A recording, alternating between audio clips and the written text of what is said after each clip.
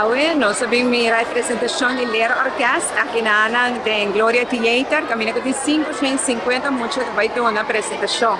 Proyecto sumamente bonito, kami nagpatawaita emocional.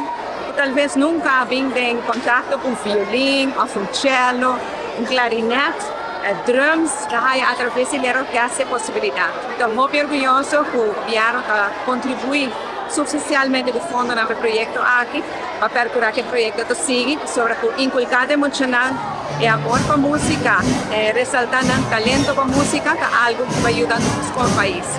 Também na Leerorkest, dentro da escola, onde transita tudo com isso aqui, e também socialmente na tudo 550 emocional.